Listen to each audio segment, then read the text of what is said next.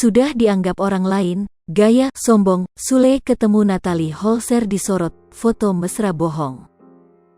Perpisahan di antara Sule dan Natalie Holzer hingga kini masih riuh jadi sorotan. Sidang mediasi di antara Sule dan Natalie Holzer juga sudah dilakukan. Pertemuan perdana Sule dan Natalie Holzer setelah gugatan cerai jadi sorotan. Sosok Sule yang biasanya ceria, malah banjir hujatan saat bertemu dengan Natalie Holzer.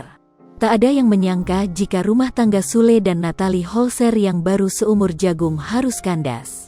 Isu Natalie Holzer kalah akan ego Putri Delina juga menyeruak ke publik. Pertemuan Sule dan Natalie Holzer di ruang persidangan turut jadi sorotan. Ayah Putri Delina hancur dihina sombong oleh netizen. Banyak netizen yang salfok dengan gerak-gerik Sule kepada Natalie Holzer. Padahal Natalie Holzer sudah berusaha bersikap baik-baik saja. Dalam sebuah video, terungkap gaya Sule kala berjabat tangan dengan Natalie Holzer.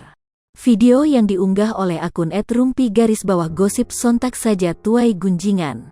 Saat bertemu di ruang sidang, terlihat Natalie Holzer yang menundukkan kepala di meja sidang.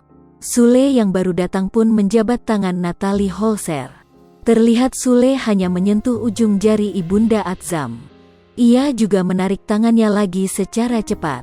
Bukan cuma itu saja, dalam vlog yang diunggah Sule, banyak netizen yang turut menyoroti lebih dalam sikap kikuk Sule. Saat menggendong anaknya, Sule dicap netizen seolah tak menggubris Natalie Holzer. Ia sibuk menggendong dan berbicara kepadanya anaknya saja. Selain itu, netizen juga menyoroti foto mesra Sule dan Natalie Holzer yang disebut hanya pura-pura. Netizen pun seketika menyoroti cara Sule menyalami Natalie Holzer yang dinilai merendahkan dan tak menghormati. Ada yang naik kelas karena ujian, ada yang turun kelas karena keangkuhan, tulis akun Instagram @rizky__. Pisah ajalah cari kebahagiaan yang sesungguhnya, daripada sakit hati terus, tulis akun Instagram @olivia_. Sombong banget, tulis akun Instagram @ferry_.